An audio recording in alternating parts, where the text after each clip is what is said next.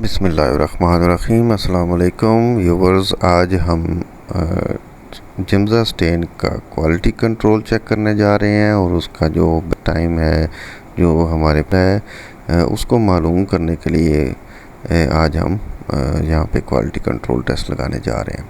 तो उसमें हम मुख्तलिफ़ किस्म की स्लाइड्स जो हैं स्टैंडर्ड स्लाइड्स के तौर लगाएंगे, कंट्रोल स्लाइड्स के तौर पे।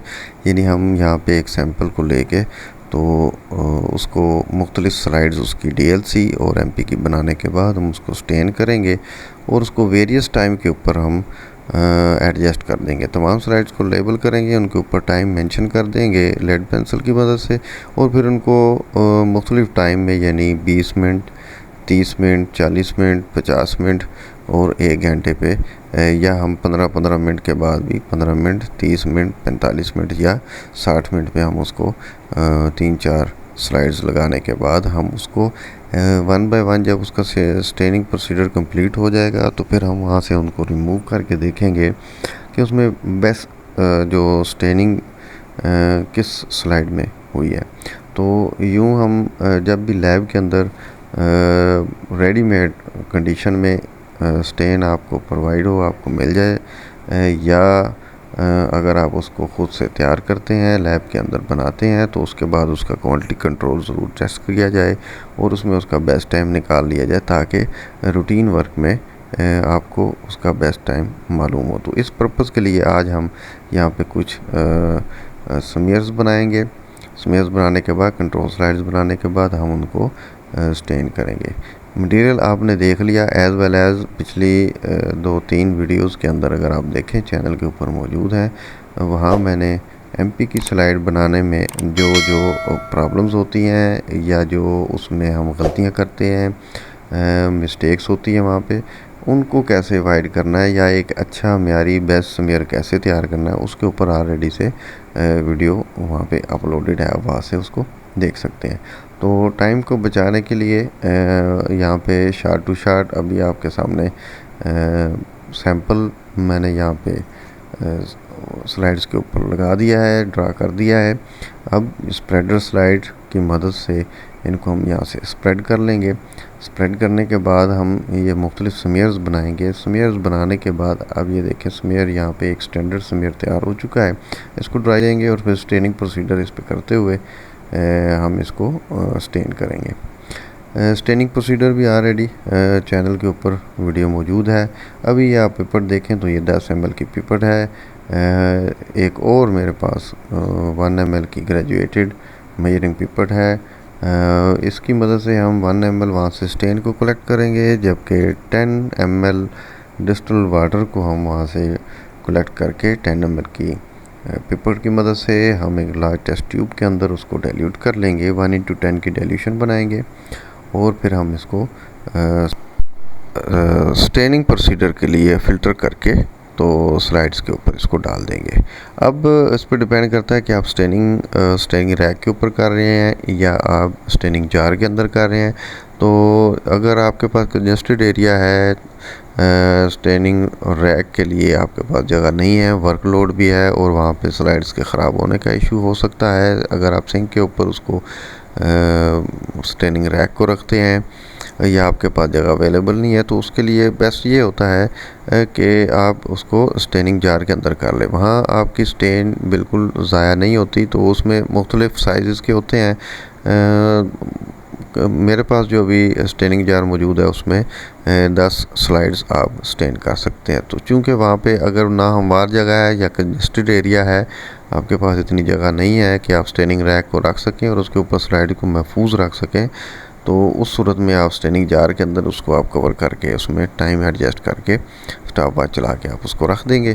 तो वहाँ से आपकी एक तो चूँकि स्टेनिंग रैक के ऊपर से स्लाइड के गिर के टूटने का ख़दशा भी मौजूद होता है, ग्लासवेयर की है तो उसमें ज़ाया हो सकता है। इसी तरह से वहाँ से अगर स्टेनिंग रैक आपसे सही तरह से हमवार एडजस्ट नहीं हुआ है तो वहाँ से स्टेन भी बह जाने का ख़दशा होता है कि वो स्मीयर के ऊपर से स्लाइड के ऊपर से स्टेन जो है वो बह जाएगी। और 100% अगर उसको कवर नहीं करेंगे तो उस सूरत में स्टेनिंग जो है वो मुमकिन है वो आपकी स्लाइड जो है वो स्टैंडर्ड स्मीयर तैयार ना हो। जो स्टैंडर्ड स्टेन है वो एक स्मीयर के लिए 3 ml तक दरकार होती है।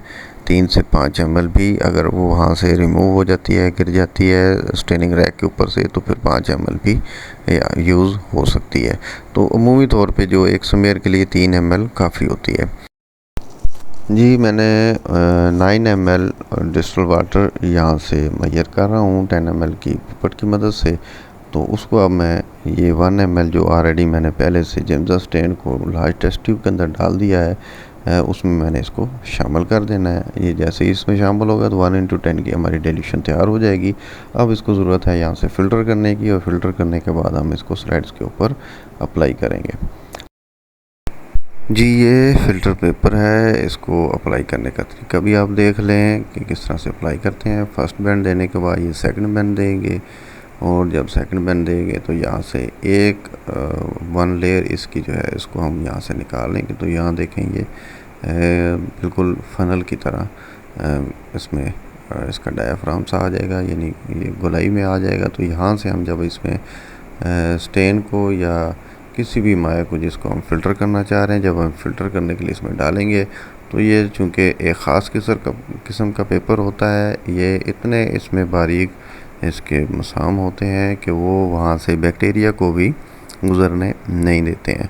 तो यहाँ जब इसको अप्लाई करेंगे तो वो वहाँ पे फ़नल के साथ बिल्कुल एडजस्ट हो जाएगा। ये स्लाइड्स मैंने ऑलरेडी यहाँ पे मुख्तलिफ बना रखी हैं, और इसको मैंने फ़िक्स करके यहाँ पे रैक के अंदर ड्राई होने के लिए रख दिया है। अभी थोड़ी सी इसमें नमी बाकी है, तो सिपरेट की मदद से मैंने किया है। जैसे ही ये ड्राई हो जाएंगे, इनको ड्राई होने के बाद ये स्टेनिंग जार है, इसमें यहाँ पे ये ऑलरेडी इसकी जगह यहाँ पे बनी होती है। मुख्तलिफ स्टेनिंग जार के अंदर मुख्तलिफ होते हैं। इस स्टेनिंग जार के अंदर तकरीबन 10 स्लाइड्स आप एट अ टाइम स्टेनिंग के लिए लगा सकते हैं। लेकिन याद रहे, अगर इसमें 10 स्लाइड को स्टेन करने की जगह मौजूद है, तो यहाँ पे आपको स्टेन 10 स्लाइड्स के इस्तेमाल के लिए जितनी चाहिए स्टेन करने के लिए उतनी ही दरकार होगी, तब आपकी स्लाइड्स जो है इसके अंदर मुकम्मल डिप होंगी।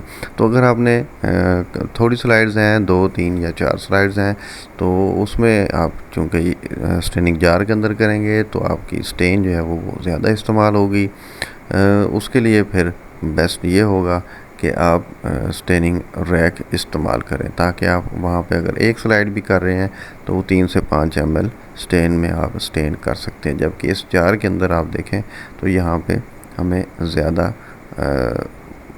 स्टेन की ज़रूरत होगी। ये ऑलरेडी जो मैंने पहले से डाइल्यूट करके रखी हुई है, यहाँ मैंने इसको अप्लाई कर रखा हुआ है फ़िल्टर पेपर को फ़नल के ऊपर। तो यहाँ से मैं इसमें फ़िल्टर होने के बाद जो स्टेन है वो इसमें शामिल कर रहा हूँ। तो यूँ स्टेनिंग जार को फुली भर देंगे, और अगर थोड़ी स्लाइड्स हैं तो ये मैंने चंद एक स्लाइड्स यहाँ स्टेनिंग रैक के ऊपर रख दी हैं। यहाँ पे हम इसको अब स्टेन करने जा रहे हैं।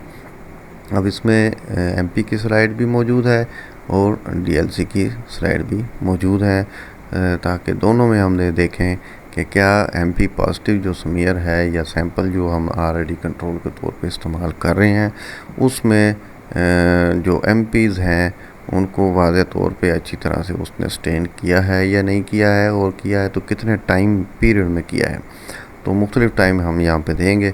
तो यहाँ अभी मैं इसको अच्छी तरह से जितनी भी स्लाइड्स मैंने रैक के ऊपर रखी हुई हैं, इनको मैं अच्छी तरह से स्टेन के साथ बिल्कुल ढकने जा रहा हूँ। ठीक है, तो चूँकि साथ साथ फ़िल्टर हो रही है, तो इस वजह से स्लोली ड्रॉप बाय ड्रॉप ये स्टेन इसके ऊपर स्मीयर्स के ऊपर आ रही है। स्मीयर को मैंने अच्छी तरह से ढक दिया है यहाँ पे, और मैंने यहाँ पे टाइम नोट कर लिया स्टॉप वॉच की मदद से। अब जैसे जैसे टाइम गुज़र रहा है, यानी 20 मिनट पे मैंने एक स्लाइड को उतारा, अब ये दूसरी मैंने 30 मिनट के ऊपर मैंने स्लाइड को उतार लिया। जब ये स्लाइड आप टेप वाटर से इसको वॉश करेंगे, बिल्कुल मामूली एक धार सी बनती है जब हम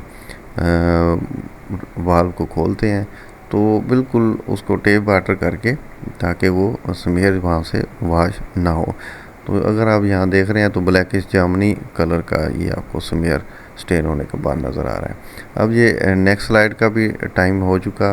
अब इसको भी मैं यहाँ से वॉश करके टेप वाटर के साथ रिमूव करके इसको स्टेनिंग रैक में ड्राई होने के लिए रख देंगे।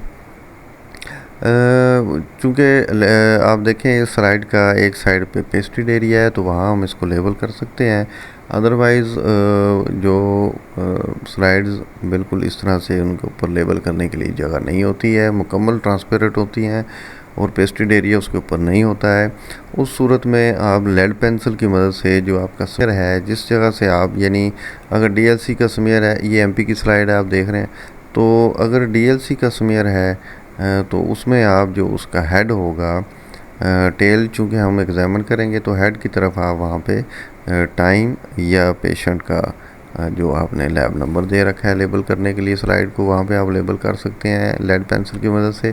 चूँकि हम इसके ऊपर अल्कोहल या सेपरेट को गिराते हैं तो अगर किसी दूसरी पेंसिल वगैरह से मार्कर की मदद से या परमानेंट मार्कर की मदद से अगर आपने लिखा है तो वो वहाँ से अल्कोहल या सेपरेट के साथ वो वहाँ से वाश अप हो जाएगा। साफ़ होने के साथ साथ वो आपके स्मेयर को भी ख़राब करेगा, उसके ऊपर भी उसका कलर आ जाएगा, इसलिए उससे अवॉइड करें। तो जब जैसे स्लाइड हमने यहाँ पे मुख्तलिफ वेरियस टाइम के ऊपर हमने उनको स्टेनिंग प्रोसीजर कंप्लीट कर लिया है। करने के बाद अब ऑयल इमर्शन जो है वो उसके ऊपर हम लगाएंगे और 100x ऑब्जेक्टिव के ऊपर माइक्रोस्कोप के अंदर रख के हम इसको एग्जामिन कर लेंगे और देखेंगे तमाम स्लाइड्स में बेस्ट स्लाइड कौन सी है, जिस स्लाइड का बेस्ट व्यू होगा और जो बेस्ट सेल्स को स्टेन जिस स्लाइड में होंगे उसका हम टाइम नोट कर लेंगे। तो यूँ हमने स्टेन को चेक कर लिया कि स्टेन ठीक काम कर रही है, उसका क्वालिटी कंट्रोल चेक हो जाएगा। इसी तरह से हम उसका टाइम को नोट कर लेंगे कि उसका बेस्ट टाइम कौन सा है, उस टाइम पे हम उसको नेक्स्ट स्टेन प्रोसीजर के लिए रखेंगे। तो वर्कलोड में अगर हमने 5, 10, 15 जितने भी स्मेयर बनाने हैं, 50 स्मेयर वर्कलोड पे डिपेंड करता है, तो वहाँ हमें ऑलरेडी पता होगा कि कितने टाइम में इसका बेस्ट स्मेयर तैयार हो रहा है। और यूँ लैब के अंदर नई बनाने वाली स्टेन का क्वालिटी कंट्रोल भी चेक होगा और या अगर रेडीमेड ऑलरेडी हम किसी जब हमें प्रोवाइड की जाती है लैब के अंदर तो उसको भी हम इस तरह से चेक कर सकते हैं। ये मैंने ऑयल इमर्शन इसको लगा दिया और इसको माइक्रोस्कोप में देखेंगे मेरे पास इस स्टेन का जो बेस्ट टाइम है वो 40 मिनट्स आया है। तो 40 मिनट के अंदर इसने बहुत बेस्ट स्टेन किया है। ज़्यादा टाइम देने पे ओवर स्टेनिंग होगी, कम टाइम देने पे वो फेड हो जाएगी, लिहाजा इस चीज़ का भी ख्याल रखें और हमारे चैनल को भी लाइक और सब्सक्राइब कर दें, बेल आइकन को क्लिक कर दें ताकि आने वाले नोटिफिकेशन आपको मिलते रहें। वीडियो पूरी देखने का बहुत शुक्रिया, अपना ख्याल रखें। अल्लाह हाफिज़।